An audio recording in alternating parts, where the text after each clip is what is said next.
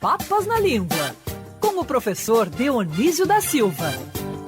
Oferecimento Universidade Estácio de Sá.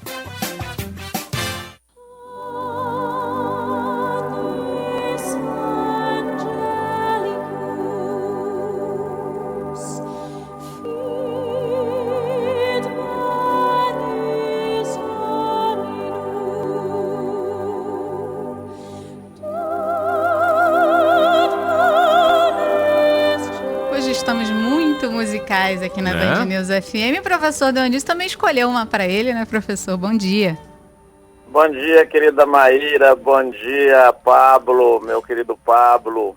Olha, Frei Dionísio chegou aí para dar uma música mais sacra a esses pecadores que só pensam nos Beatles. Rock and roll. Nós somos ecléticos, né, Dionísio?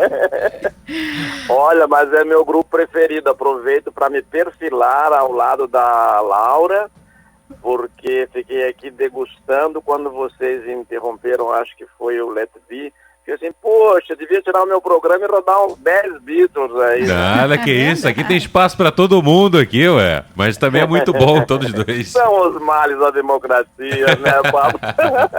Professor, bom dia para o senhor, tudo bem?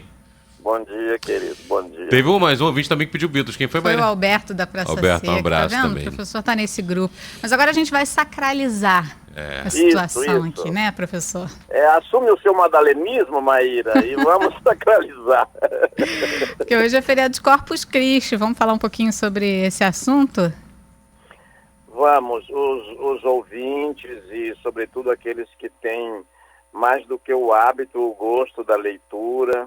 Eu, entre nossos ouvintes, há muitos que são do curso de Direito, né? Porque nós temos muitos alunos de Direito, advogados, promotores, enfim, profissionais de Direito, onde perceber, não é, que expressões latinas, mais no ofício deles do que nos nossos, estão sempre presentes. Mas hoje o nome do feriado, Corpus Christi, evidencia uma marca da língua portuguesa, que é a presença de uma das escalas que o latim fez. O português é filho do latim, mas ele é mais filho do latim vulgar do que do latim clássico. Como as primeiras escolas foram sempre, e universidades também, fundadas pela igreja, esse latim pegou uma variante muito peculiar, que é o latim eclesiástico, e ele influenciou muito a língua portuguesa, a ponto de a gente não traduzir o feriado.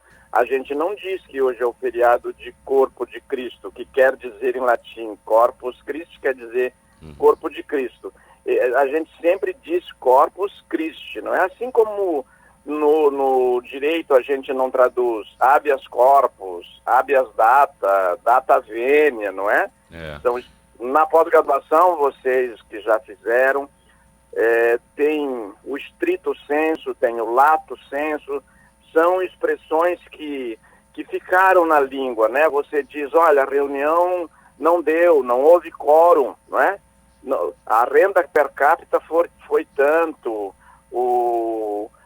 naquele filme O Chateau, que está grande sucesso aí, existe umas 7 ou 8 formas de agradecer no final, e ele põe em memória várias vezes. O Guilherme Fontes não gostou que eu apontei que todos os in memoriam que está lá no final do filme, que é um filme que eu adorei, estão in memoriam com N no final e é com M, mas depois ele foi convencido a concordar comigo. Persona não grata, né? Honoris causa. Né? Você sabe que eu estava conversando mais cedo com uma ouvinte nossa, a Virgínia, ela está na Alemanha, 5 horas de diferença daqui, e lá também a data é lembrada. E ela não falou qual cidade que ela está, não, mas a cidade dela se prepara toda para essa data, o dia de Corpus Christi. Tem programação especial até na rádio da cidade e tudo mais. Ou seja, não é só a gente que está lembrando também. A data é lembrada no mundo todo, né? Aquilo que é católico quer dizer universal, né? É lembrado no mundo católico inteirinho. E depois da cisão, da divisão que houve com Lutero, mesmo assim, o Corpus Christi é feito na Alemanha, por exemplo, não é propriamente uma nação católica, ela é mais protestante do que católica, né? Mas na Europa toda, né, a festa de Corpus Christi é maravilhosa. Tem uma localidade na Alemanha que, quando você entra na Wikipedia, a primeira referência que você ganha lá é da cidade de Moosburgo, onde a procissão é muito bonita. Agora, professor, sabe que desde o início do dia de hoje a gente está aqui caçando paróquia, tudo isso para a gente falar do Corpus Christi, né? Fala um pouquinho da origem dessas palavras para a gente. Olha, Maíra, este latim eclesiástico, não é? Que junto com o latim clássico, com o latim vulgar, ele compôs a formação da língua portuguesa. Ele pegou coisas também do grego e do hebraico. Por isso que a gente, quando fala dessas palavras, Maíra, tem que recorrer a essas línguas. Não é por esnobismo, é por necessidade. É como o sapo pula por precisão, não por boniteza. E quando porque o pulo do sapo é muito feio. Então, quando a gente fala essas coisas, fala sobre essas palavras, tem que recorrer a essas línguas. Por exemplo, o livro mais lido no mundo é a Bíblia. A Bíblia, ela foi escrita originalmente em hebraico, mas tem uma versão em aramaico, tem uma versão samaritana, tem uma versão grega, e tem aquela que veio para nós, a mais comum, que veio das traduções do São Jerônimo. Então, por exemplo, você abre a Bíblia, quais são os primeiros 5 livros da Bíblia? Os nomes lá são do grego. Gênesis, que quer dizer começo, nascimento; Êxodo, que quer dizer saída, porque é a saída do Egito para Canaã. Êxodo é uma palavrinha, Pablo, que é fácil de ver o étimo. Os automóveis, não sei se ainda aparece a palavra odômetro ali para marcar o odômetro, né? Aquele contador de quilômetros, que é o odos é caminho, a distância percorrida. Então, ex-odo, que a gente tornou proparoxítono no português, êxodo, é saída, né? Para pegar o caminho da saída. Depois, Levítico, que é o terceiro, que são nomes que vieram do hebraico, mas passaram para o grego. Números, que é praticamente um recenseamento daquele povo que saiu, saiu um povo inteiro. Deuteronômio, que é o livro dessas regras, das normas que vão reger aquele povo, né? Deltos, em grego, quer dizer de acordo com, segundo, com, anomos, que é a ordem. Mas no hebraico eles não têm esses nomes, porque o hebraico tem tem outra forma de dar nome a esses livros. Ele chama o Gênesis de Bereshit, porque é a primeira palavra que aparece no livro. O Êxodo ele chama de Shemot, porque é a primeira palavra que aparece no livro. Levítico é Vaikra, Números é Bamidbar, Deuteronômio é Devarim, quer dizer, eles têm outro nome. Apareceu a primeira palavra, esse é o título. Mas tem uma palavra que responde bem ao que a Maíra pergunta, que é aleluia. Aleluia a gente diz, né? Oba, aleluia! Se tornou, né? Que também veio do hebraico. Aleluia originalmente, aliás, na etimologia quer dizer, alelu é louvar. Louvar Javé, louvar Deus. Então, quando você diz aleluia, na verdade você está fazendo, talvez sem querer, uma expressão de admiração religiosa. Como agora o Michel Temer anda falando muito em etimologia, né? E Mesóclise, e Eicos, etc., e Próclise.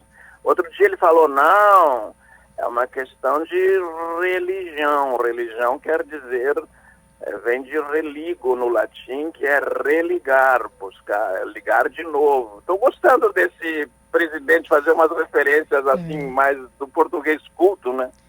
O uso da mesóclise que... Mesóclise foi um pouquinho demais, né, professor? Ele parece que gosta de falar... Tá chateando, né, Maíra? Celoia tem a dó, né? Celoia.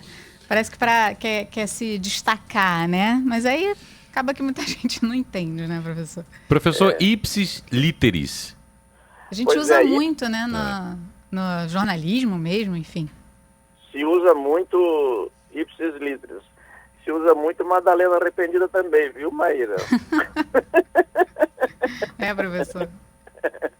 Tem que assumir assumiu o nosso madalenismo, mas não é só de mulher, né? Tem homem aí que é Madalena arrependida, né? Mas o Ipsis Literis é uma... Eu tô brincando com a Maíra porque eles estavam aí cantando um monte de músicas profanas, isto é, cantadas fora do templo, profana é fora do templo, e eu entrei aqui com panes angélicos, como se fosse um Frei Dionísio, né? Para os ouvintes que ligaram agora entender, essa é a minha brincadeira com a Maíra. É bom que a gente agrada a todo mundo, né, professor? É verdade. Gregos e goianos, né, Maíra? Isso. Goianos.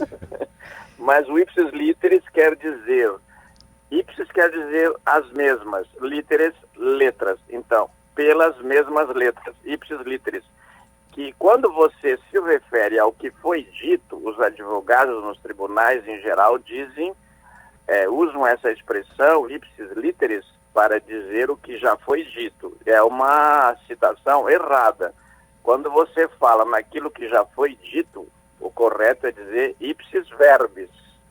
Você está falando de acordo com o que foi falado. Tanto que naquela carta, compreendeu, que o Michel Temer escreveu a Dilma no passado recente, ele cita um outro provérbio latino, verba volant, scripta manent. As palavras voam, mas as escritas permanecem, o escrito permanece. Então, ipsis literis é simplesmente as mesmas palavras.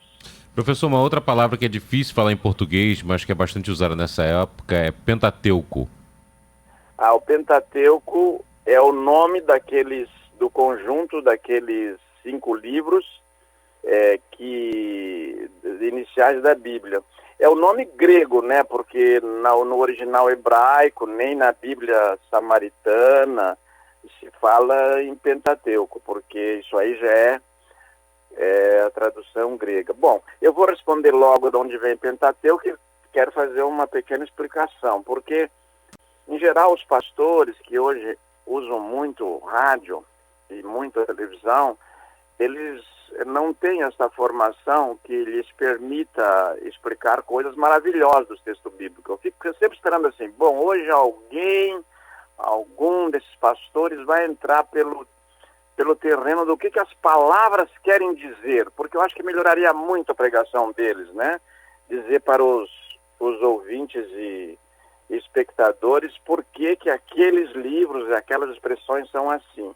Penta em grego quer dizer 5, tanto que o Brasil é pentacampeão, campeão 5 vezes. Então Pentateuco são 5 teucos. Teucos é qualquer objeto fabricado pela mão do homem, que tem uma função cultural assim importante. No caso é o livro. O livro mas podia ser assim, 5 espadas, 5 vasos, não é?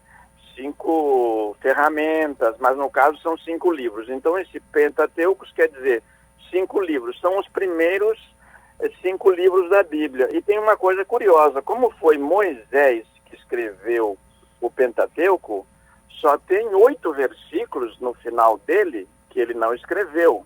Claro, ele narra a própria morte, como é que pode, né? Quem escreve aqueles 8 versículos finais é o Josué, o seu sucessor. O Pentateuco, esse conjunto de 5 livros, foi escrito por Moisés.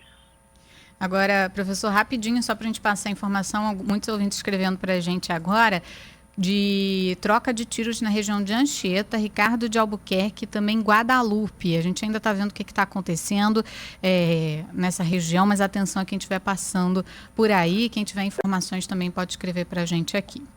Bom, para mim são os cananeus atacando o povo judeu, então vamos chamar as forças de Josué e inserir essas notícias no nosso programa que tem Papas na Língua.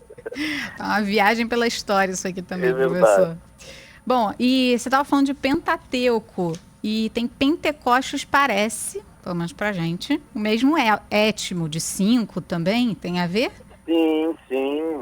Eu gosto muito dessa intuição do ouvinte, do leitor. Esse Pentecostes começa de novo com 5, Pente, e ele designa uma festa que é celebrada 50 dias depois da Páscoa, por isso Pentecostes, Este costes, que é pronunciado aberto também, costes, ele quer dizer período.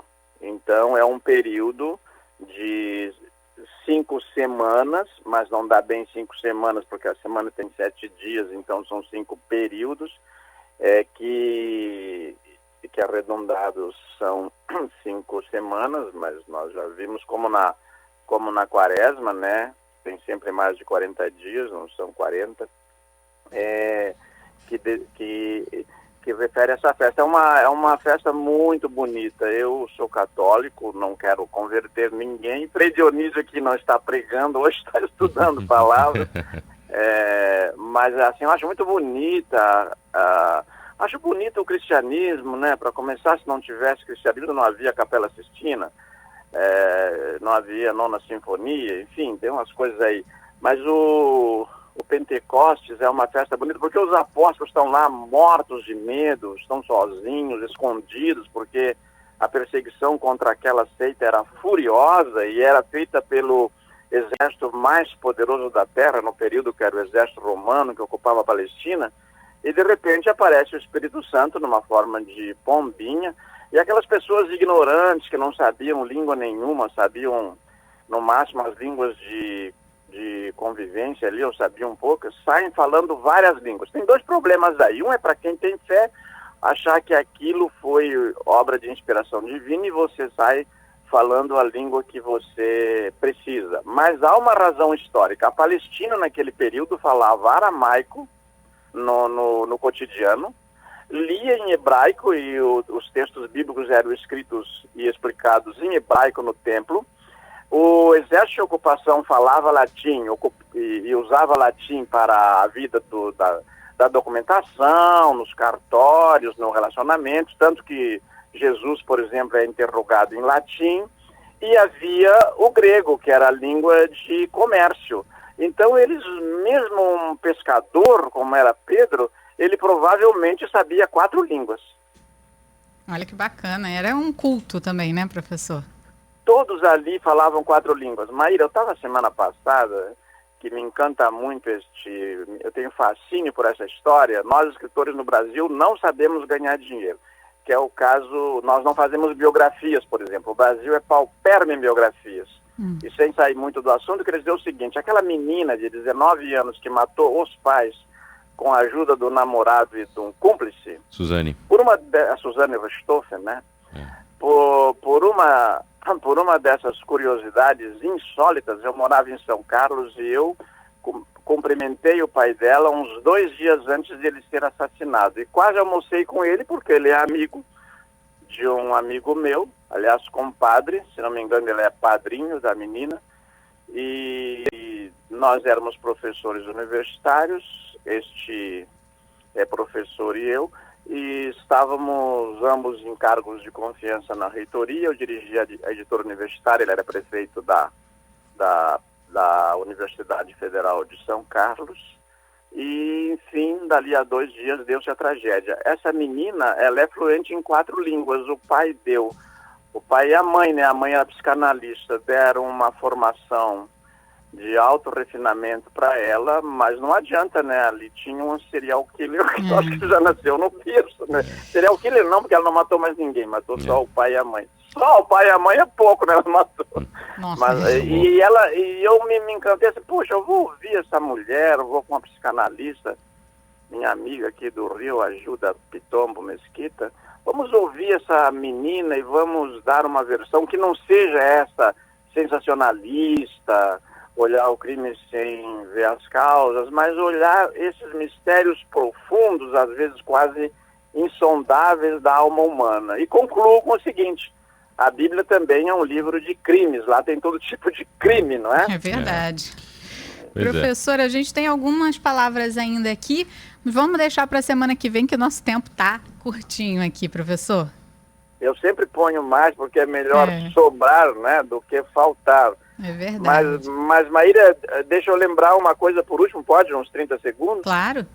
Que esse latim eclesiástico, ele traduziu as palavras depois para o português.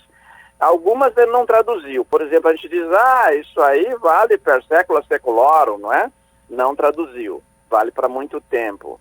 Daí, ora pronobis, eu acho que até nome de flor, nome de prato de comida. E a gente ainda, quando faz exclamações de admiração, usa meu Deus, Nossa Senhora, ai Jesus, meu Jesus misericórdia, Jesus Maria e José. A gente vive fazendo invocações do latim eclesiástico, que deu essa grande volta, influenciando a língua portuguesa, a ponto de hoje a gente dizer que a festa de Corpus Christi, em latim, todo mundo fala latim, viu? Você falou bem bonitinho aí. Pablo também, Corpus Christi. Muito Algumas obrigado. palavrinhas, né? A gente arrisca. A gente vai treinando antes. Professor, vou pedir para o senhor ficar na linha só para ouvir uma história que a Maria Clara vai contar agora aqui, de um ouvinte que mandou mensagem para o nosso WhatsApp. Diga lá, Maria Clara. Pablo, ouvinte que prefere não ser identificado, e acho melhor. que vocês já vão entender o motivo. Ele disse que superou um chifre que levou em 2006 e que quem o ajudou foi a Band News. Ele falou que na época ele não queria ouvir músicas para não sentir a famosa dor de cotovelo e que acabou viciando aí na programação da Band News, Pablo. Tá vendo, professor? Aqui também é Sensacional. a autoajuda, né? Um abraço pro senhor, até semana que vem. Aqui podem vir todos os ouvintes, inclusive corno, que maravilha. E depois ele se cura disso, melhor ainda. Maravilha. Bom que ele tá Muito lidando obrigado. bem com isso. Obrigada, professora. Até Uma semana que vem. beijoca, Maíra. Até a semana que vem. Tchau, tchau.